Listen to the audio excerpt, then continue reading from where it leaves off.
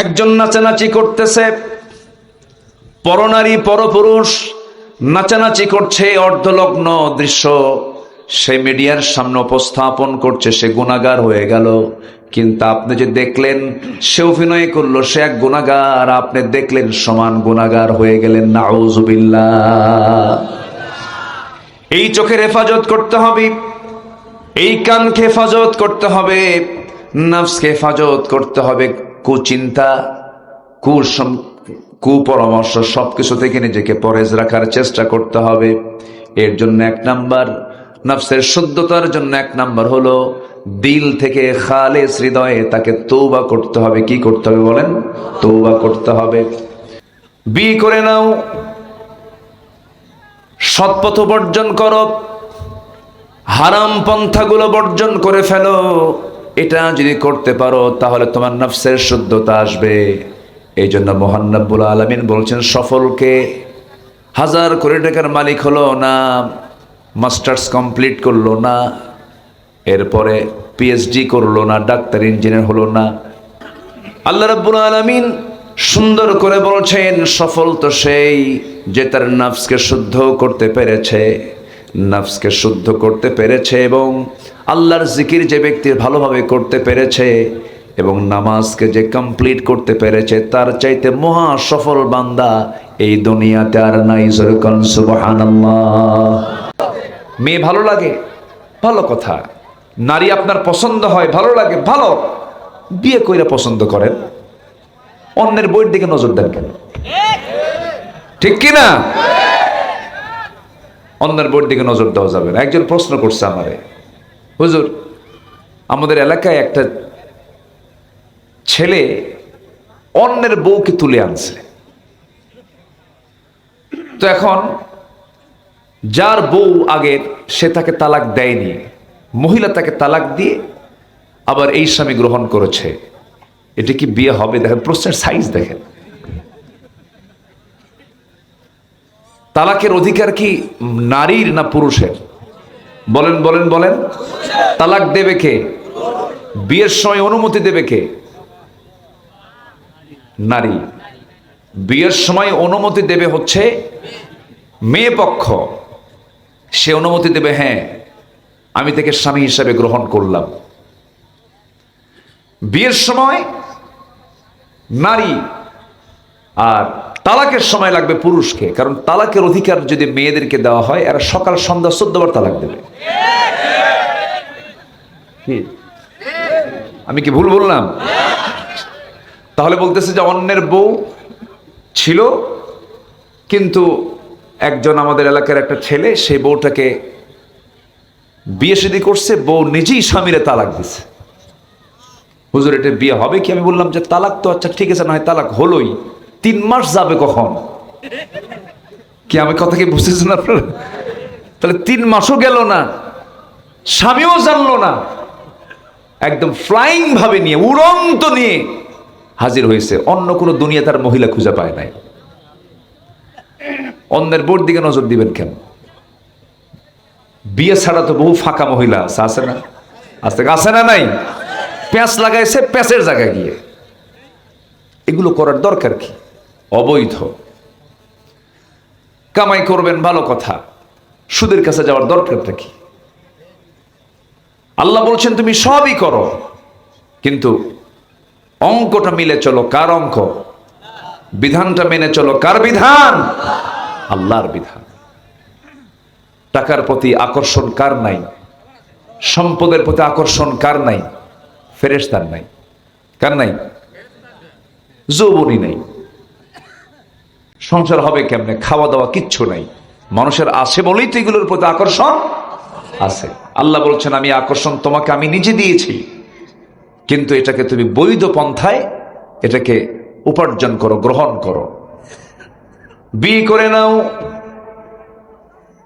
সৎপথ বর্জন করো, হারাম পন্থাগুলো বর্জন করে ফেলো। এটা যদি করতে পারো তাহলে তোমার নফসের শুদ্ধতা আসবে। এই জন্য মহান রব্বুল আলামিন বলছেন, সফলকে 1000 কোটি টাকার মালিক হলো না, মাস্টার্স কমপ্লিট করলো না, এরপরে পিএইচডি করলো না, ডাক্তার ইঞ্জিনিয়ার হলো না, কোন বান্দা সফল? কোরআনকে প্রশ্ন করুন, কোরআন সুন্দর করে জবাব দিচ্ছে। যারা পারেন সুন্দর করে বলুন, قد أفلح من تزكى وذكر اسم ربه فصلى بل تؤثرون الحياة الدنيا والآخرة خير وأبقى إن هذا لفي الصحف الأولى صحف إبراهيم وموسى جربون الله أكبر سورة الأعلى আল্লাহ রাব্বুল আলামিন সুন্দর করে বলছেন, সফল তো সেই যে তার নফসকে শুদ্ধ করতে পেরেছে, নফসকে শুদ্ধ করতে পেরেছে এবং আল্লাহর জিকির যে ব্যক্তি ভালোভাবে করতে পেরেছে এবং নামাজকে যে কমপ্লিট করতে পেরেছে, তার চাইতে মহা সফল বান্দা এই দুনিয়াতে আর নাই। যখন সুবহানাল্লাহ। কয়টা কাজ বলেন? কয়টা কাজ? 3টা কাজ। নফসকে শুদ্ধ করা, কার জিকির করা? এই জিকিরটা করবেন কেমনে? কাজের মধ্যে, সকল কাজে কার হুকুম মেনে নেওয়া। আর আমার দেশের জিকির কি জানেন? খাজা আছে, আছে এরকম আছে। কত যে দরবার এই এলাকায় নাই, ঠিক আছে, কিন্তু এটার সংখ্যা কিন্তু কম না। আপনি সিলেট যান, চট্টগ্রাম যান, কুমিল্লা, কুষ্টিয়া যান, লালন, আরো কত কি আছে, এরকম বহু দরবারে যান। ওরা গাজাকে বেহেশতের গাছ কয়। গাজা কিসের গাছ? বেহেশতের গাছ বলে, যেটা বেহেশত থেকে নাজিল হয়েছে। খাজা দিল কর তাজা, ইসমে জালাল, গাজার কলকি খাওয়া হালাল। যেরকম নাউজুবিল্লাহ। সে চেহারাগুলো কি মনে হয় শয়তান দেখতে ওই রকমই আছে না? এরকম আছে না চেহারা? সে মোষগুলো কি, সে মোষের বাহারি ভাব দেখে সাদা মোষ, লাল টকটকা, এত টানা জীবনে টানছে। কলকিও বিরক্ত। কলকি কয় জুলুম তো হয়, এত জুলুম হয় নাকি একটা জিনিসের উপর? এত খাওয়া খাইছে জীবনে। তো এই যে বদমাইশি ভণ্ডামি গুলোর নামে, জিকিরের নামে যে বদমাইশি গুলো হয়, এটার নাম জিকির নয়। জিকির মূলত হচ্ছে আল্লাহর হুকুমকে আল্লাহর ভয়ে, জাহান্নামের ভয়ে নিজের জীবনে বাস্তবায়ন করা কি জিকির বলা হয়। জিকিরের অনেক ব্যাখ্যা আছে, যেরকম নামাজটাও জিকির। নামাজটাও কি জিকির। কোরআন তেলাওয়াত করাটাও কি? ইন হুয়া ইল্লা যিকরুল লিল আলামিন, এটা হচ্ছে আমার রবের পক্ষ থেকে একটা জিকির। যেরকম সুবহানাল্লাহ। তো জিকির মানে হচ্ছে ব্যবসায় আল্লাহর নাম স্মরণ করা, এটা একটা জিকির। ফাইদা কুদিয়াতিস সালাহ ফান্তাশিরু ফিল আরদি ওয়াবতাগু মিন ফাদলিল্লাহ ওয়াযকুরুল্লাহা কাসীরা। অর্থাৎ ব্যবসা বাণিজ্য, চাকরি বাকরি, লেনদেন, এগুলো করতে গেলে তোমরা সেই সময় আল্লাহর নামটা আরো বেশি করে নাও। একটা মানুষের ইমানের পরীক্ষা কিন্তু চেক কিন্তু মসজিদে হয় না। একটা বান্দার ইমানের চেক কিন্তু মসজিদে হয় না। তার চেক হয় হলো বাজারে, তার লেনদেনটা কেমন। তার চেক হয় হলো ছাত্র জীবনে, তার ক্যাম্পাসে সে 3-4টা নোংরামি করে কিনা। কি কথা কি বুঝতেছেন আপনি? বয়ফ্রেন্ড জিএফ বিএফ এর পেছনে সে ঝুঁকে পড়ে কিনা। তো ইমান চেকের জায়গা হলো ক্যাম্পাস, ময়দান, লেনদেন, ব্যবসার প্ল্যাটফর্মে। ইমানের চেক মসজিদ নয়। এখানে আপনার মসজিদে কি চেক করবেন? এটা নামাজই হবে। এখানে ইমান চেক করতে হবে হলো আমার লেনদেনে। যার লেনদেন ঠিক নাই তার ইমানও আসতে কয়, তার ইমানও। একটা সূরাই আছে লেনদেনের সূরা, সূরাতুল মুতাফফিফিন। সূরাতুল মুতাফফিফিন। আল্লাহ রাব্বুল আলামিন বলেন, ওয়াইলুল লিল মুতাফফিফিন, ওই সমস্ত বান্দার জন্য ধ্বংস, ওই সমস্ত বান্দার জন্য জাহান্নাম যে বান্দাগুলো নেওয়ার সময় বেশি নেয়, দেওয়ার সময় কম দেয়। জোরে কোন নাউযুবিল্লাহ। এগুলো নফসের রোগ। এগুলো কিসের রোগ বলেন? নফসের রোগ। এরকম লোক তো মনে হয় বাগমারাতে নাই। নেওয়ার সময় বেশি নাই, দেওয়ার সময় কম দেয়, এরকম লোক আছে না? আছে? আচ্ছা। কেমনে ঠকাবে আর কেমনে সে নিজে জিতবে, এটা নফসের বিশাল বড় রোগ। আমি প্রায় একটা উদাহরণ দিই আমার বাস্তব জীবনের কথা। আমি বছর 15 আগে একদিন মাছের বাজারে গেলাম, মাছ কিনবো আমি। তো মাছ কিনতে গেলাম, ভিতরে ঢুকছে, ভিতরে ঢোকা মাত্রই মাছ এক বিক্রেতা দূর থেকে আমাকে দেখে লম্বা একটা সালাম দিল, জোরে সালাম দিল। লম্বা সালামের জবাব আমি লম্বা করে দিলাম। আমি কাছাকাছি গেলাম, বলতেছি হুজুর আমি আপনার খুব ভক্ত, আপনার ওয়াজ শুনি। আচ্ছা ভালো কথা, আলহামদুলিল্লাহ। আমি বললাম আপনি আমার জন্য দোয়া করবেন। হুজুর আপনি আমার জন্য দোয়া করবেন। দোয়া বিনিময় হয়ে গেল। এবার বললাম ভাই আমার তো মাছ নিতে হবে। হুজুর নেন। খুব জোরাজোরি করতেছে না, তো মাছ আমি তার থেকে নিলাম। তো ওজন করতে নিয়ে দেখি সে ওই যে আগে তো পাল্লায় ওজন করতো, এক পাশে বাটখারা আর এক পাশে হলো পণ্য। তো দেখি যে বাটখারার সাইডের চাইতে যেদিকে মাছ, এটার ওজনটাই বেশি, একদম মাটির সঙ্গে লেগে যাচ্ছে, ওটা উঠে যাচ্ছে।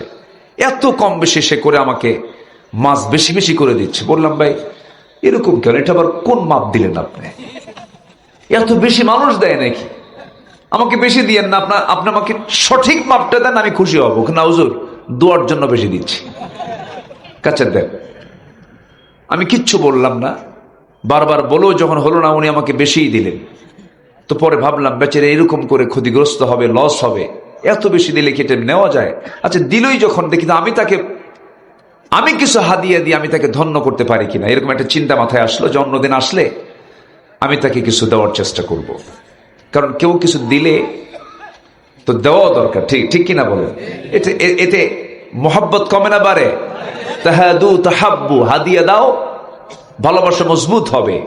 বউ আপনার ঠিক আছে, বউ আপনাকে ভালোবাসে, তাও ঠিক আছে। ঈদের দিন আপনি তার জন্য স্পেশালি একটা গিফট আইটেম তার সামনে হাজির করে বললেন আমি তোমাকে খুব ভালোবাসি, দেখবেন ভালোবাসা কমবে না বাড়বে? বাড়বে। যে কইছে জোরে ঠিক, ও বিয়েই করে নাই। আচ্ছা, তো আমি এরপরে ভাবলাম দেখি তো মাছটা সে আমাকে দিল, কতটুকু বেশি দিল, এটা আমি অন্য জায়গায় গিয়ে একটু যাচাই বাছাই করলাম, দিয়ে দেখি 250 গ্রাম নাই। তো ভাবলাম এ যদি হয় মাটিতে ঠেকে, পাল্লা মাটিতে ঠেকার পরে যদি দেখি 250 গ্রাম সমান হলে কি হতো? কি কথা কি বুঝতেছেন আমার কথা? এগুলো সব কিসের রোগ বলেন তো? বলেন কিসের রোগ? নফসের রোগ। আজকে আমার ওয়াজি হচ্ছে এই সাবজেক্ট নিয়ে। আমরা এটা ঠিক করার চেষ্টা করব। এটা ঠিক করার জন্য 10টা পন্থা আল্লাহ পাক শিখিয়েছেন। কয়টা পন্থা বলেন তো? 10টা পন্থা। 10টা পন্থা অবলম্বন করলে পরে নফসের যে রোগগুলো ঠিক হয়ে যাবে। এটা কার পরামর্শ? আমি কি একটাও বলেছি? বলি নাই। আসুন আস্তে আস্তে আমরা বলি। কোনো প্রাণীর মধ্যে এই জাতীয় কোনো হিংসা নাই, মিথ্যা নাই, কোনো প্রাণীর ভিতরে কোনো ঠকবাজিও নাই। সব কিছু কার মধ্যে? মানুষের মধ্যে। কিভাবে মানুষ মানুষকে ঠকায়, কিভাবে ওজনে কম বেশি দেয়, কিভাবে আইলগুলো কোদাল মেরে মেরে এত চিকন করে পুলসিরাত ফেল, এত চিকন আছে না? আছে কিনা? আছে কিনা বলেন? আচ্ছা, কোদাল মারবে, আইলের কাছে গিয়ে বাঁকা করে না সোজা করে? মানে কেমনে? এমন বাঁকা করে যে আগে বাঁকা করছে ওর বাঁকার সাইজ দেখে আরেকজন এসে ওই সাইড থেকে আরো ডাবল বাঁকা করে। এরকম করে যদি 2-3 বছর করে তাহলে কি আর আইল থাকে? আইলই নাই। ঠিক না? এগুলো নফসের রোগ। এগুলো তুই মারলি বাঁকা করে, আমি আর ডাবল বাঁকা করলাম, না, উচিত না। আমার বন্ধুগণ, নফসকে ঠিক করতে হবে। নফসের খায়সাত হলো উদারতা নয়। দেখবেন কারো হৃদয়ের মধ্যে এমন পরিমাণ হিংসা, জমি কেনে একজন, ঘুম হয় না আরেকজনের। গ্রামের ভিতরে একটা ছেলে পড়াশোনা করে একটু বড় হয়ে উঠেছে, হয়তো কলেজের প্রফেসর হয়েছে, ব্যবসায়ী হয়েছে, হয়তো ইঞ্জিনিয়ার হয়েছে, ফার্স্ট ক্লাস গেজেট কর্মকর্তা হয়েছে, গরিবের ছেলে হয়েছে, ও কেন হলো, কি জন্য হলো, এত বড় অফিসার হলো কেন? হিংসার যন্ত্রণায় গোটা রাত ঘুম হয় না, ওষুধ খায়া ঘুমায়। আমার ভাইয়েরা, যে হৃদয়ে হিংসা থাকবে সে হৃদয় সুস্থ নয়। قال إياكم في الحسد فإن الحسد يأكل الحسنات كما تأكل النار الحطب। তোমরা হিংসা থেকে নিজেকে দূরে রাখো, কারণ হিংসা মানুষের সমস্ত আমলকে সারখার করে দেয়, জ্বালিয়ে শেষ করে দেয়। যেমন করে আগুন কাঠখণ্ডকে জ্বালিয়ে ভস্ম করে দেয়। হিংসকের আমলের ঝুড়িতে কোনো আমল থাকে না, সব আমলগুলো সব শেষ হয়ে যায় হিংসার কারণে। আল্লাহ রাব্বুল আলামিন সব বান্দার গুনাহ মাফ করেন, কিন্তু হিংসকের কোনো দোয়া গুনাহ আল্লাহ পাক মাফ করেন না। হিংসকের কোনো দোয়া আল্লাহ মাফ করেন না। ওমিন শাররি হাসিদিন ইদা হাসাদ। আল্লাহ হিংসকের হিংসা থেকে আমাদেরকে বাঁচাও। দু একজন করে মাহফিল থেকে উঠে যাচ্ছে, কি এটা রাতের কারণে না কষ্ট হচ্ছে? আমি কি আলোচনা কন্টিনিউ করব? তো যাচ্ছে কেন দু একজন করে? ও চাপ যদি হয় সমস্যা নাই, যান, একটু বলে যাবেন, একটু হাতটা তুলবেন, একটু ভালো হয়। চাপ তো বহু প্রকার। আমার দেশে দরবারে বসে হঠাৎ করে মাতব্বর থাকে না, কই গেছে, চাপে গেছে। কি চাপ? ঊর্ধ্ব চাপ, বিড়ি খাওয়া চাপ। এরকমও আছে না নাই বলেন তো? এটা একটা চাপ। হাই রে, বিড়ি খায় এই জাতি, ভাত বেশি খায় না বিড়ি বেশি খায়? তাহলে জাতীয় খাদ্য বিড়ি হওয়া দরকার। এত বিড়ি খায়। তো এই বিড়ি তামাক দিয়ে তৈরি, তামাক। এই তামাকের আবাদ এলাকায় হয় না? এলাকা হয়? বেঁচে গেছে, ভালো। এই কালচারটা এলাকায় নাই। জীবনে না আসুক, দোয়া করি। কুষ্টিয়া, মেহেরপুর, রংপুর, চট্টগ্রাম, পাহাড়ি অঞ্চল, রামৌখিয়া, গর্জনী, এগুলো এলাকায় এই তামাকের ব্যাপক চাষ আছে, প্রচুর আবাদ হয়। তো তামাকের গাছ এর সঙ্গে আপনারা কতটুকু পরিচিত আমি জানি না। তামাকের পাতাটা খুব সজীব, সবুজ, তরুতাজা, মনে হয় সাবায় আমি খাই, এত সুন্দর, এত সুন্দর পাতা। তো আমি একদিন যাচ্ছিলাম এরকম একটা তামাক গাছের পাশে দিয়া, আবাদের পাশে দিয়া, তো ভাবলাম যে এই পাতাগুলো এত সজীব, কোনো বেড়া নাই, কোনো গার্ড নাই, তো ছাগলগুলো তো খায়া শেষ করে দেওয়ার কথা। তো একজনকে বললাম, ভাই এই গাছগুলো কি গরু ছাগল খায় না? হুজুর, কুত্তাও খায় না। বুঝতেছেন কথা? আচ্ছা, তাহলে তামাক এটার ক্ষতিকর দিক ছাগল বোঝে, গরু বোঝে, মহিষ বোঝে, 4 পা বোঝে, কয় পা বোঝে না? কয় পা বোঝে না? অথচ অবুঝ প্রাণীরা বোঝে। যারা অবুঝ, কোনো সেন্স নাই, ভালো মন্দ বিচারের ক্ষমতা নাই, ওই চতুষ্পদ জন্তু বোঝে এটা খেলে ক্ষতি আছে, খায় না। খায় কয় পাও? কি যে রাগ করতেছেন আপনারা হুজুর, কি যে দিচ্ছেন এগুলো, রাগ করতেছেন নাকি? এগুলো খায় মানুষ, অখাদ্য কুখাদ্য খায়। এটা কত বড় ক্ষতি! শুধু ক্যান্সার হসপিটালে যাবেন, ক্যান্সার হসপিটালে গেলেই টের পাবেন যে এটার ক্ষতিটা কি। লাংস পচে গেছে, ডাক্তাররা বলে এটার 1 নম্বর কারণ টোবাকো, তামাক।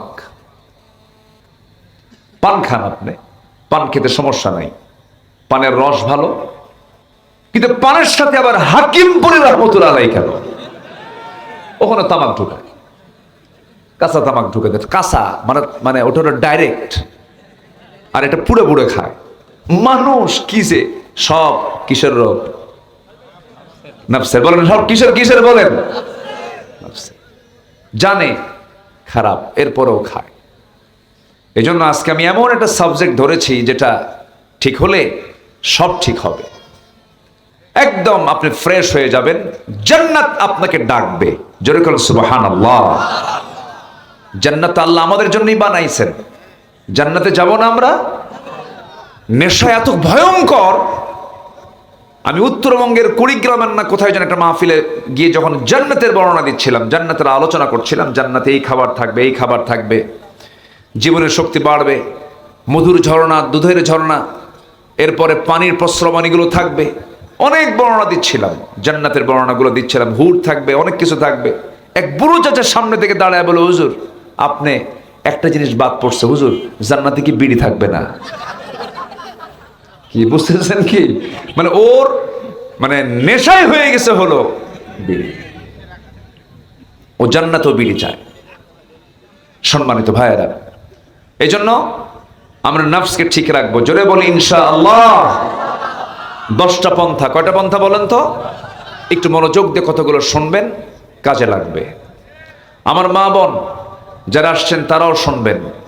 মা বোনদের অন্য নেশা না থাকলে অন্তত ইন্ডিয়ার সিরিয়াল নেশাগুলো খুব ভালো আছে। তারা যদি একবেলা যদি বাদ থাকে দেখা, অন্য বেলায় কাজা সহ আদায় করে। এটা মেয়েদের এই নেচারটা ভালো না, এটা বাদ দিতে হবে। কি নাটক আছে না এরকম, খুব আসক্তি তাদের মধ্যে আছে। বাচ্চাগুলো নষ্ট হয়ে যাচ্ছে মাদের হাতে স্মার্টফোনের কারণে। আমি কি ভুল বলতেছি বলেন তো? মাদের স্মার্টফোন হাতে নিয়ে চলে, মার কতটুকু দেখে, মার থেকে ছিনতাই করে আবার বাচ্চা। এমন কান্না কান্দে, দে চোখ শেষ, কান শেষ, হার্ট শেষ, সব শেষ, ও নিজেও শেষ। এগুলো সব কিসের রোগ? বলেন বলেন, কিসের? নফসের রোগ। আমার বন্ধুগণ, তওবার মতো তওবা করতে হবে। এই জন্য সুদের দোকান দেওয়া যাবে না, মদের দোকানের লাইসেন্সধারী হওয়া যাবে না। আমার দেশে বহু হাজী সাহেব আছে যে হোটেল খুলে ফেলে, আবাসিক হোটেল, সেখানে নারী সাপ্লাই দেয়, আছে কি না? ওইদিকে হজ করছে 36 বার, এদিকে নারী সাপ্লায়ার। আমার বন্ধুগণ, এগুলো আগে বাদ দিতে হবে। আল্লাহর কাছে তওবা করার মাধ্যম হলো সমস্ত হারামকে বর্জন করতে হবে। একটু কান লাগান। গোটা পৃথিবীতে যত বিজনেস আছে, এর মধ্যে ইসলাম, এই পৃথিবীতে কেন মানুষ চায় না একটা মহল, কেন ইসলামের বিরুদ্ধে তাদের যুদ্ধ ঘোষণা? এর কারণ আছে।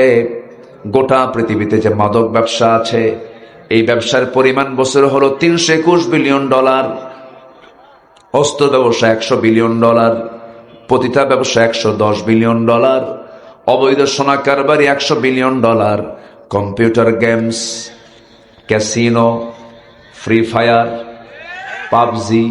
দেখেন যুবকরা, দেখছেন কিভাবে হাসে, সব সব বোঝে তো। এগুলোর পেছনে ব্যবসা হয় হলো $54 বিলিয়ন।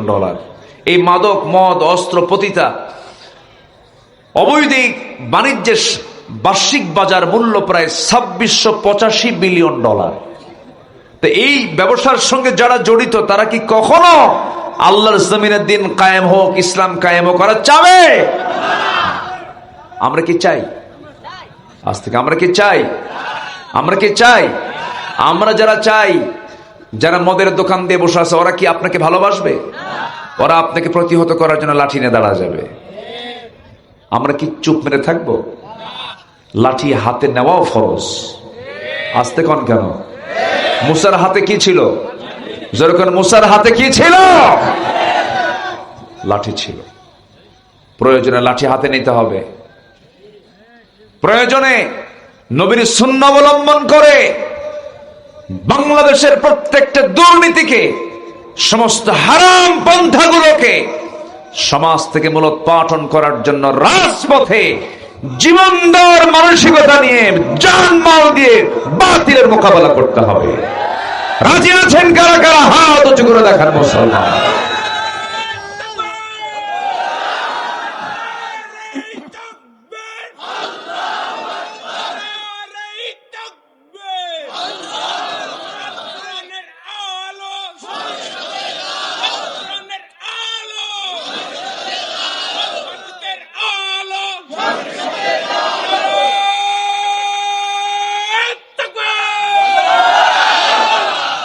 আল্লাহ কবুল করুন, জোরে বলি আমিন। সম্মানিত ভাইয়েরা, সম্মানিত বন্ধুগণ, তাহলে এক নম্বর কাজ হলো আমরা তওবা করব কার কাছে? আল্লাহর কাছে।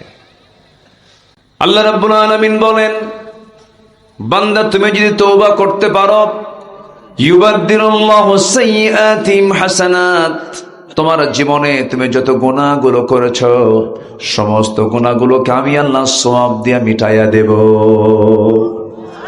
এবং আল্লাহ রাব্বুল আলামিনের প্রিয় হাবিব আমার রাসূল বলেছেন, আত-তাইবু মিনায-যামবি কামান লা যামবা লাহ, কোন তওবাকারীর তওবা যদি কবুল হয়ে যায় তার আগের জীবনে একটা গুনাহও থাকে না। জোরে কোন সুবহানাল্লাহ। নিজের জীবন থেকে গুনাহ মুক্ত করার জন্য একটা বেস্ট আমল হলো তওবা করা, এবং তওবার গুরুত্ব এত বেশি, তওবা নামে আল্লাহ পাক একটা সূরা নাযিল করেছেন, সূরা তাওবা। তওবা করব আমরা আল্লাহর কাছে। এক সাহাবীর কথা মনে হয়ে গেল, মহিলা সাহাবী জিনা করে ফেলেছেন, জিনার ফলে তার পেটে বাচ্চাও চলে আসছে। সেই মহিলা সাহাবী তওবা করছেন, সেজদায় পড়ে পড়ে কাঁদতেছেন। নবীর দরবারে এসে বলছেন, ইয়া রাসূলুল্লাহ, আমি জিনা করে ফেলেছি। না, তুমি জিনা করো নাই। জিনা করে ফেলেছি, না তুমি করো নাই। তিনটি বার বলার পরও তিনি বলছেন, না আমি জিনা করে ফেলেছি। শেষ পর্যন্ত হলো কি, রাসূল বলছেন, জিনা তো করেছো, তার ফলে সন্তান পেটে আসছে নাকি? হ্যাঁ, সন্তান পেটে চলে আসছে। তাই যদি হয়ে থাকে তোমার উপর আইন কার্যকর করা যাবে না, যাও সন্তান ডেলিভারি হওয়ার পরে আসো। হুজুর বাঁচবো তার গ্যারান্টি কি? রাসূল বলছেন, আমি তোমার জন্য দোয়া করছি, যাও। মহিলা চলে গেল। সন্তান ডেলিভারি হওয়া পর্যন্ত সেজদায় পড়ে পড়ে চোখের পানি ফেলে ফেলে কান্দেন, তওবা করেন। সন্তান ডেলিভারি হওয়ার 2 দিন 3 দিন 4 দিন পরে নয়, মাত্র একটা দিন পর নবীর কাছে এসে দ্বিতীয়বারের মতো বলছে, হুজুর সন্তান ডেলিভারি হয়ে গেছে, আপনি আমার উপর আইন কার্যকর করেন। কার ভয়ে? আসতে বলবেন না, কার ভয়ে? আসামি ধরাও লাগে না, আসামিকে জেলখানাও দেওয়া লাগে না, আসামি নিজেই হাজির হয় বিচারকের সামনে বিচারের জন্য, একমাত্র কার ভয়ে? আমার বন্ধুগণ, আমার নবীজি বলছেন, সন্তান তো ডেলিভারি হয়েছে, সন্তানটা জীবিত না মৃত? হুজুর সন্তান তো জীবিত। হাউলাইনি কামিলাইন, 2টা বছর দুধ তোমাকে খাওয়াতেই হবে, তার হক তোমার স্তনে আছে, যাও দুধ পান করাও। হুজুর বাঁচবো কেমনে, তার গ্যারান্টি কি? রাসূল বলছেন, দোয়া করি তোমার জন্য। মহিলা চলে গেলেন, সন্তানকে দুধ পান করানো শুরু করলেন। 6 মাসের মাথায় সন্তানকে টোটালি দুধ অফ করে দিয়া অন্য খাবারের প্র্যাকটিস গড়ে তুলে ধীরে ধীরে সন্তানকে টোটালি দুধ বন্ধ করে ষষ্ঠ মাসের মাথায় ওই সন্তানকে কোলের মধ্যে করে নিয়ে 3য়বারের মতো এসে বলছে, ইয়া রাসূলুল্লাহি, এই যে সন্তান, এই সন্তান আমার বুকের দুধ ছাড়াও সে পৃথিবীতে বাঁচতে পারবে। অন্য খাবার খাওয়া সে শুরু করেছে, শিখতে পেরেছে, শিখে নিয়েছে, আমি ছাড়াও সে বাঁচবে পৃথিবীতে। দয়া করে আমাকে আজকে আর ফেরত দিবেন না, আজকে আমার উপরে আপনি আইনটা কার্যকর করে দেন, বিধানটা কার্যকর করে দেন। আমি চাই আমার জেনার শাস্তি দুনিয়াতে হয়ে যাক, আখিরাতে আমি জেনাকারীর কাতারে যেন না দাঁড় হই, এই জন্য দুনিয়াতে আমি শাস্তি পেতে চাই। কার ভয়? আসতে বলবেন না, কার ভয়? আল্লাহর ভয়।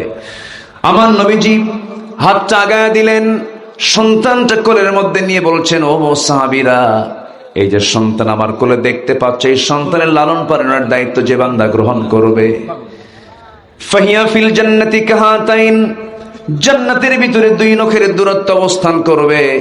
এই কথা বলার সঙ্গে সঙ্গে কয়েকজন সাহাবী চলে আসলেন, একজনের কোলে সন্তানকে উঠায়া দিলেন। উঠায়া দেওয়ার পর আমার নবীজি বললেন, যাও এই মহিলাকে নিয়ে যাও, নির্দিষ্ট আইন অনুযায়ী বুক পর্যন্ত পুঁতে রেখে তাকে পাথর মেরে শেষ করে দাও। জিনার শাস্তি ইসলামে আছে না নাই বলেন? আছে। এই শাস্তি দিয়েছেন যিনি, তিনি আমার কে বলেন? বান্দার প্রতি বান্দার দয়া বেশি না আল্লাহর দয়া বেশি? এই সমস্ত আইনের বিরুদ্ধে কথা বলার মতো কিছু কুলাঙ্গান আমার দেশে আছে না নাই বলেন? বলে যেটা তো মধ্যযুগীয় আইন, মানুষকে কতল করা, হত্যা করা, এটা মধ্যযুগীয় আইন, অনেক বড় অপরাধ এটা। এই সমস্ত আইন মানা যায় না। এই সমস্ত কথা বলবে যারা, তাদের কি ঈমান আছে? আজ তাদের কি ঈমান আছে? আমার দেশে বহু নাস্তিক চেতনার এরকম লোক আছে। সম্মানিত ভাইয়েরা, আমার নবীজি বললেন, যাও নিয়ে যাও। সাহাবে কেরাম পাথর মারছিলেন, একজন সাহাবী পাথর মারলেন, ওই মহিলার শরীর থেকে ফিনকি দিয়ে রক্ত এসে তার হাতে লাগলো। সাইয়েদনা আলী রাসূলকে এসে বলছেন, ইয়া রাসূলুল্লাহ, আমরা যখন তাকে পাথর মারছিলাম তার শরীর থেকে কয়েক ফোঁটা নাপাক রক্ত আমার গায়ে এসে লাগলো। রাসূল বলছেন, তুমি কার রক্তকে নাপাক রক্ত বলো?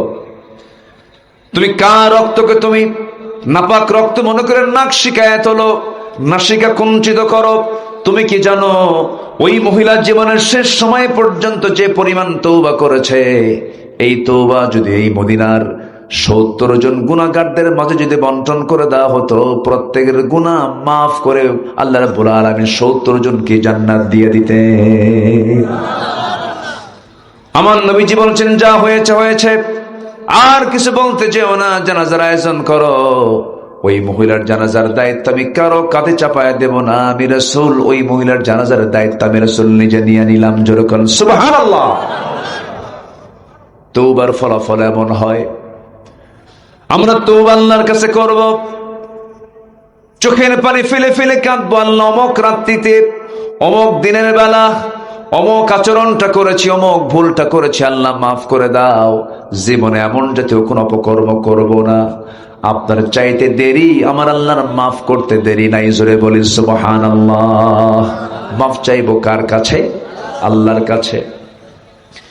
আমার ভাইরা, নাম্বার 2 হলো নফসকে শুদ্ধ করার জন্য সালাতের প্রতি যত্নবান হতে হবে, নামাজের প্রতি যত্নশীল হতে হবে, নামাজটা কন্টিনিউ করতে হবে। আমার কথা কি বেজার হচ্ছেন আপনারা? আপনি শুধু আমার কথা কিন্তু শুনছেন না, এই প্রযুক্তির কল্যাণে এই কথাগুলো শুনতেছে লক্ষ লক্ষ নয় কোটি কোটি মানুষ। সবার কাছে এই কথাগুলো চলে যাচ্ছে। দয়া করে আলোচনাটাকে কমপ্লিট করার জন্য আপনাদের সাহায্যের প্রয়োজন। একটু মনোযোগ দিয়ে কথাগুলো শুনুন। যে জায়গায় বসে আছেন নিঃসন্দেহে বলা চলে এটা হলো জান্নাতের টুকরা। আলহামদুলিল্লাহ বলেন। আর একটু আমাকে সময় দেন, 12:30 বেজে গেছে, আর কিছুক্ষণ সময় আমি নিতে চাই। একটু কানটা লাগান, 10টা পয়েন্ট বলি, আমি শেষের দিকে আস্তে আস্তে চলে যাচ্ছি। আলোচনার একটা হক আছে না নাই বলেন? আছে। হকটা আমাকে আদায় করার সুযোগটা একটু দেন। নাম্বার 2 হলো সালাতের প্রতি যত্নশীল হওয়া। যে ব্যক্তি সালাতের প্রতি যত্নশীল হবে তার নফসটা শুদ্ধ হয়ে যাবে। দেখবেন মুসল্লি 2 প্রকার মসজিদে থাকে। কিছু মুসল্লি আছে সবার আগে যায় সবার পরে আসে, আবার কিছু মুসল্লি সবার পরে যায় সবার আগে আসে। এরকম মুসল্লি আছে না নাই? সবচাইতে ধৈর্যহীন মুসল্লি কোনটা? সবার আগে যে সেটা নাকি? সবার পরে যায় সবার আগে আসে, সে হলো ধৈর্যহীন মুসল্লি। নামাজ যদি একটু লম্বা হয়, নামাজ শেষে হুজুরকে বলে, হুজুর সূরা কি আর বড় পান নাই খুঁজা? ধমক মারে। রুকু লম্বা হলে পরে বিরক্ত হয়ে যায়। দিনের কাজে মজলিসে মাহফিলে বসলে গায়ে চুলকানি শুরু হয়ে যায়, ছটফট করে কেমনে তাড়াতাড়ি তাড়াহুড়ো করে বের হয়ে যাব। এগুলো হচ্ছে তার নফসের সমস্যা। সালাতের প্রতি যত্নবান হতে হবে। আমি তো মনে করি ইমাম নামাজ যত লম্বা করবে, যে প্রকৃত নামাজে সে তার মনের তৃপ্তি আরো বেশি পেতে থাকবে। যেরকম সুবহানাল্লাহ। 2019 সাল, করোনার একটু আগ দিয়ে, কোভিড-19 একটু আগ দিয়ে আমি হজে গিয়েছিলাম আমার আব্বা আম্মাকে সাথে নিয়ে। হজের সফরে যাওয়ার পরে কোন এক ফজরে মসজিদে নববীতে মদিনায় নামাজের জন্য গেলাম। ফজর নামাজ পড়তে গিয়েছি। একজন বৃদ্ধ ইমাম, মেবি আব্দুর রহমান হুজাইফা হবেন, 90 বছরের মতো বয়স। নামাজে দাঁড়ালাম। ফজর নামাজ শুরু হলো। ফজর নামাজ মাত্র 2 রাকাত নামাজ। সেই দিন ফজর নামাজ 2 রাকাত শেষ করতে সময় লেগেছিল প্রায় 39 মিনিট। 39 মিনিট ধরে 2 রাকাত ফরজ নামাজ আদায় করলেন ফজরের।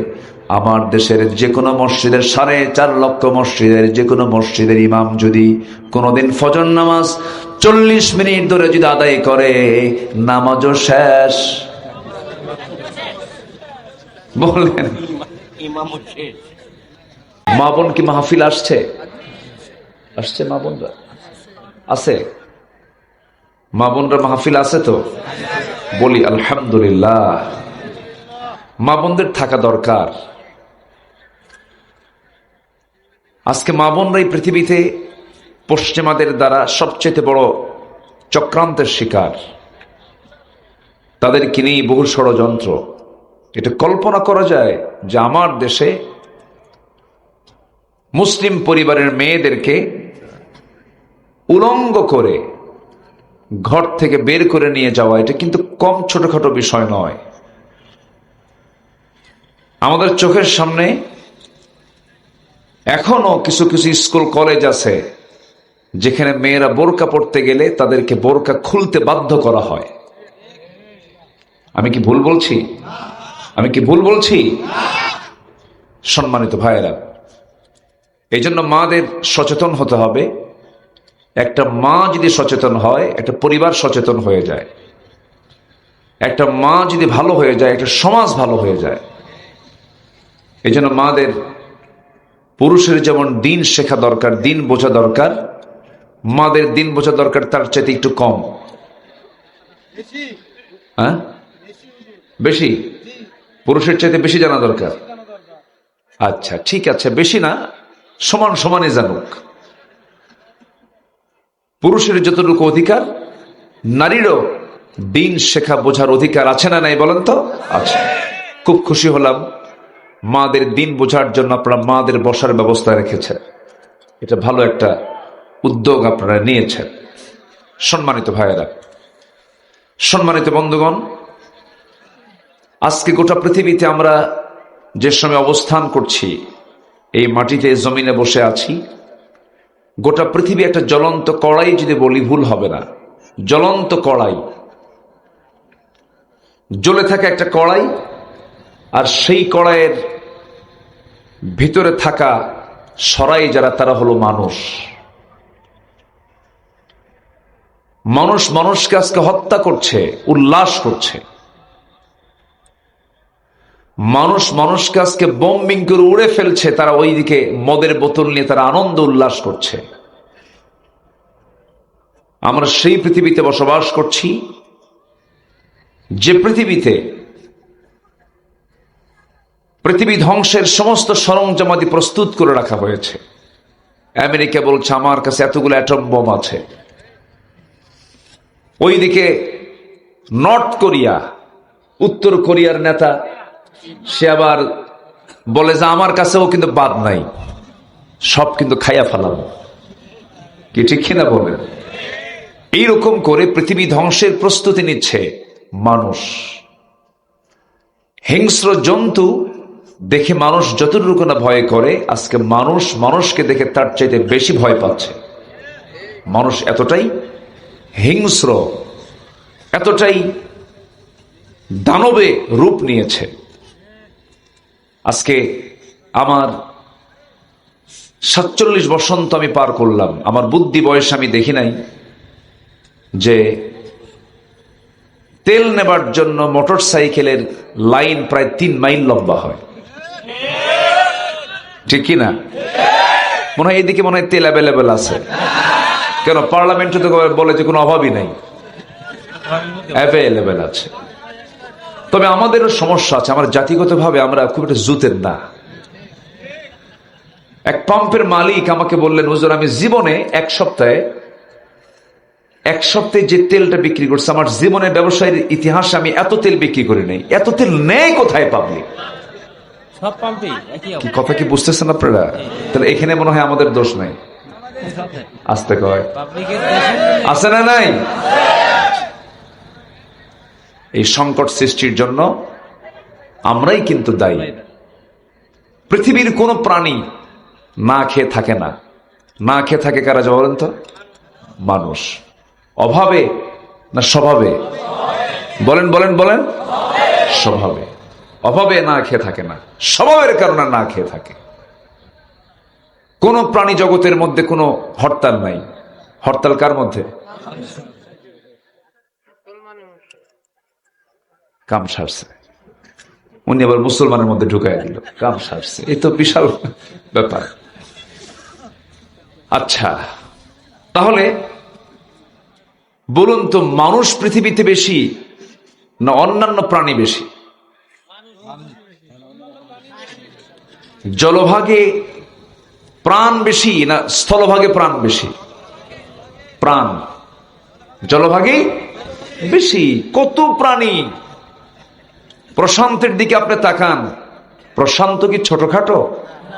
অনেক বড়। এই বিশাল হিমালয় প্রশান্তের মাঝখানে ডুবে যাবে, এত গভীর এক মহাসমুদ্র প্রশান্ত। সেই প্রশান্তের মাঝে কত প্রাণী আছে, কোনো হরতাল নাই, কোনো স্ট্রাইক নাই, কোনো বিক্ষোভ মিছিল নাই, কিচ্ছু নাই, কোনো অশান্তি নাই, কোনো মারামারি হানাহানি কিচ্ছু নাই। অথচ সেই জলভাগের সবচাইতে বড় প্রাণী নীল তিমি, তার ওজন হলো 120 টন। একটা প্রাণীর ওজন যদি এরকম হয়, ওর খাওয়া মনে হয় কয়েকশো টাকা। তাহলে টনকে টন ওজন যার দেহের, তার খাবারও লাগে মনকে মন। নীল তিমি তার বাচ্চাকে প্রতিদিন দুধ পান করায় হলো সকাল বিকাল 50 থেকে 60 মন। কোন হরতাল আছে? বিক্ষোভ আছে? শোক আছে? অভাব আছে মানুষের মধ্যে? আসতে কোন আছে না? বলেন। আমার বন্ধুগণ, নফসকে ঠিক করতে হবে। নফসের খায়সাত হলো উদারতা নয়। দেখবেন কারো হৃদয়ের মধ্যে এমন পরিমাণ হিংসা, জমি কেনে একজন, ঘুম হয় না আরেকজনের। গ্রামের ভিতরে একটা ছেলে পড়াশোনা করে একটু বড় হয়ে উঠেছে, হয়তো কলেজের প্রফেসর হয়েছে, ব্যবসায়ী হয়েছে, হয়তো ইঞ্জিনিয়ার হয়েছে, ফার্স্ট ক্লাস গ্রাজুয়েট কর্মকর্তা হয়েছে, গরিবের ছেলে হয়েছে। ও কেন হলো, কি জন্য হলো, এত বড় অফিসার হলো কেন? হিংসার যন্ত্রণায় গোটা রাত ঘুম হয় না, ওষুধ খায়া ঘুমায়। আমার ভাইয়েরা, যে হৃদয়ে হিংসা থাকবে সে হৃদয় সুস্থ নয়। قال إياكم في الحسد فإن الحسد يأكل الحسنات كما تأكل النار الحطب। তোমরা হিংসা থেকে নিজেকে দূরে রাখো, কারণ হিংসা মানুষের সমস্ত আমলকে সারখার করে দেয়, জ্বালিয়ে শেষ করে দেয়। যেমন করে আগুন কাঠখণ্ডকে জ্বালিয়ে ভস্ম করে দেয়। হিংসকের আমলের ঝুড়িতে কোনো আমল থাকে না, সব আমলগুলো সব শেষ হয়ে যায় হিংসার কারণে। আল্লাহ রাব্বুল আলামিন সব বান্দার গুনাহ মাফ করেন, কিন্তু হিংসকের কোনো দোয়া গুনাহ আল্লাহ পাক মাফ করেন না। হিংসকের কোনো দোয়া আল্লাহ মাফ করেন না। ওমিন শাররি হাসিদিন ইদা হাসাদ। আল্লাহ হিংসকের হিংসা থেকে আমাদেরকে বাঁচাও। দু একজন করে মাহফিল থেকে উঠে যাচ্ছে, কি এটা রাতের কারণে না কষ্ট হচ্ছে? আমি কি আলোচনা কন্টিনিউ করব? তো যাচ্ছে কেন দু একজন করে? ও চাপ যদি হয় সমস্যা নাই, যান, একটু বলে যাবেন, একটু হাতটা তুলবেন, একটু ভালো হয়। চাপ তো বহু প্রকার। আমার দেশে দরবারে বসে হঠাৎ করে মাতব্বর থাকে না, কই গেছে? চাপে গেছে। কি চাপ? ঊর্ধ্ব চাপ, বিড়ি খাওয়া চাপ। এরকমও আছে না নাই বলেন তো? এটা একটা চাপ। হাই রে, বিড়ি খায় এ জাতি, ভাত বেশি খায় না বিড়ি বেশি খায়? তাহলে জাতীয় খাদ্য বিড়ি হওয়া দরকার। এত বিড়ি খায়। এই বিড়ি তামাক দিয়ে তৈরি, তামাক। এই তামাকের আবাদ এলাকায় হয় না? এলাকা হয়? বেঁচে গেছে, ভালো। এই কালচারটা এলাকায় নাই। জীবনে না আসুক, দোয়া করি। কুষ্টিয়া, মেহেরপুর, রংপুর, চট্টগ্রাম, পাহাড়ি অঞ্চল, রামৌখিয়া, গর্জনী, এগুলো এলাকায় এই তামাকের ব্যাপক চাষ আছে, প্রচুর আবাদ হয়। তো তামাকের গাছ এর সঙ্গে আপনারা কতটুকু পরিচিত আমি জানি না। তামাকের পাতাটা খুব সজীব, সবুজ, তরুতাজা, মনে হয় সাবায় আমি খাই, এত সুন্দর, এত সুন্দর পাতা। তো আমি একদিন যাচ্ছিলাম এরকম একটা তামাক গাছের পাশে দিয়া, আবাদের পাশে দিয়া, তো ভাবলাম যে এই পাতাগুলো এত সজীব, কোনো বেড়া নাই, কোনো গার্ড নাই, তো ছাগলগুলো তো খায়া শেষ করে দেওয়ার কথা। তো একজনকে বললাম, ভাই এই গাছগুলো কি গরু ছাগল খায় না? হুজুর কুত্তাও খায় না। বুঝতেছেন কথা? আচ্ছা, তাহলে তামাক এটার ক্ষতিকর দিক ছাগল বোঝে, গরু বোঝে, মহিষ বোঝে, 4 পাও বোঝে, কয় পাও বোঝে না? কয় পাও বোঝে না? অথচ অবুঝ প্রাণীরা বোঝে। যারা অবুঝ, কোনো সেন্স নাই, ভালো মন্দ বিচারের ক্ষমতা নাই, ওই চতুষ্পদ জন্তু বোঝে এটা খেলে ক্ষতি আছে, খায় না। খায় কয় পাও? কি যে রাগ করতেছেন আপনারা হুজুর, কি যে দিচ্ছেন এগুলো, রাগ করতেছেন নাকি? এগুলো খায় মানুষ, অখাদ্য কুখাদ্য খায়। এটা কত বড় ক্ষতি! শুধু ক্যান্সার হসপিটালে যাবেন, ক্যান্সার হসপিটালে গেলেই টের পাবেন যে এটার ক্ষতিটা কি। লাংস পচে গেছে, ডাক্তাররা বলে এটার 1 নম্বর কারণ টোবাকো, তামাক। পান খান আপনি, পান খেতে সমস্যা নাই, পানের রস ভালো, কিন্তু পানের সাথে আবার হাকিমপুরের রহমতুল্লাহ আলাইহি কেন ওখানে তামাক ঢুকায়, কাঁচা তামাক ঢুকে দেয়। কাঁচা মানে মানে ওটা ডাইরেক্ট, আর এটা পুড়ে পুড়ে খায় মানুষ। কি যে সব কিসের রোগ? নাফসের। বলেন সব কিসের কিসের বলেন? জানে খারাপ, এরপরেও খায়। এই জন্য আজকে আমি এমন একটা সাবজেক্ট ধরেছি যেটা ঠিক হলে সব ঠিক হবে। একদম আপনি ফ্রেশ হয়ে যাবেন, জান্নাত আপনাকে ডাকবে। জোরে বলেন সুবহানাল্লাহ। জান্নাত আল্লাহ আমাদের জন্যই বানাইছেন, জান্নাতে যাব না আমরা? নেশা এত ভয়ঙ্কর। আমি উত্তরবঙ্গের কুড়িগ্রামের না কোথায় যেন একটা মাহফিলে গিয়ে যখন জান্নাতের বর্ণনা দিচ্ছিলাম, জান্নাতের আলোচনা করছিলাম, জান্নাতে এই খাবার থাকবে, এই খাবার থাকবে, জীবনের শক্তি বাড়বে, মধুর ঝর্ণা, দুধের ঝর্ণা, এরপরে পানির প্রস্রবণীগুলো থাকবে, অনেক বর্ণনা দিচ্ছিলাম, জান্নাতের বর্ণনাগুলো দিচ্ছিলাম, হুর থাকবে, অনেক কিছু থাকবে। এক বুড়ো চাচার সামনে থেকে দাঁড়ায় বলে, হুজুর আপনি একটা জিনিস বাদ পড়ছে, হুজুর জান্নাতে কি বিড়ি থাকবে না? কি বুঝতেছেন কি? মানে ওর মানে নেশায় হয়ে গেছে হলো বিড়ি, ও জান্নাতেও বিড়ি চায়। সম্মানিত ভাইয়েরা, এই জন্য আমরা নফসকে ঠিক রাখবো। জোরে বলি ইনশাআল্লাহ। 10টা পন্থা। কয়টা পন্থা বলেন তো?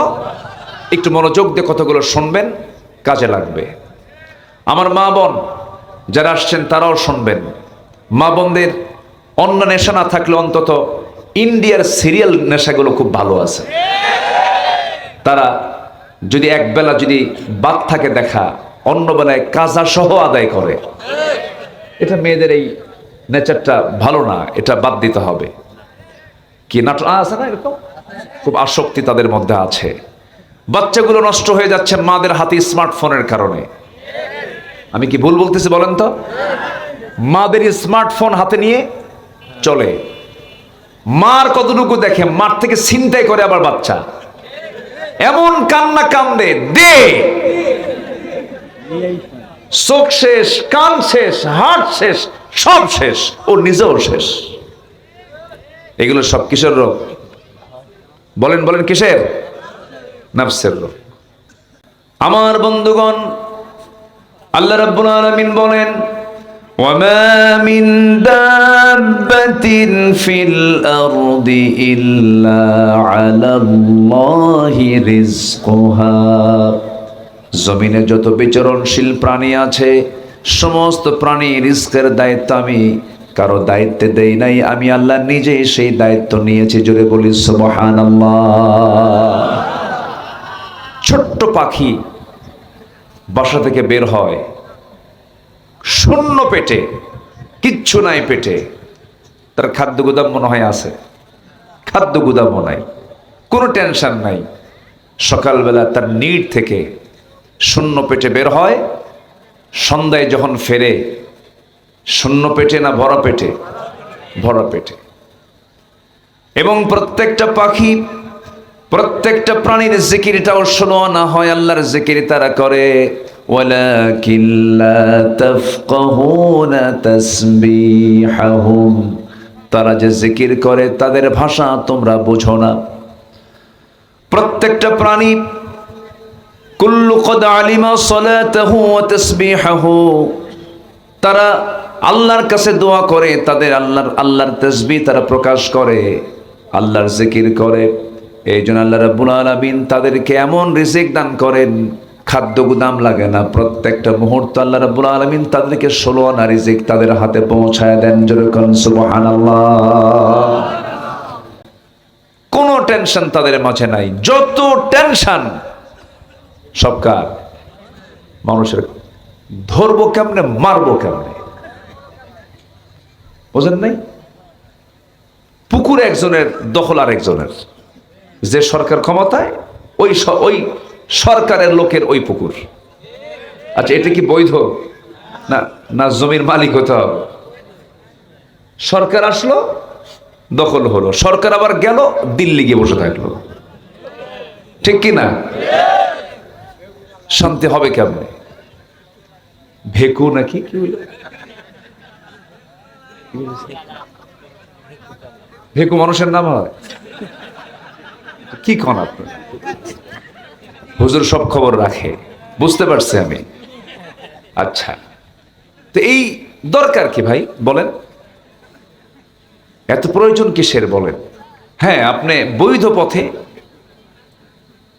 1000 কোটি টাকার মালিক হন, আল্লাহ বাধা দেননি, হন, ব্যবসা করেন, বিনিয়োগ করেন, প্রমোটার হন, উদ্যোক্তা হন, আপনি উৎপাদন বাড়ান, কোম্পানি করেন, শ্রম বিনিয়োগ করেন, সমস্যা নাই। কিন্তু অবৈধ না বৈধ? বৈধ পথে আনেন। কিন্তু জমি একজনের, দখল করবেন আপনি, নাম তো ভেকো হবেই, হবেই তো নাম, এটাই স্বাভাবিক।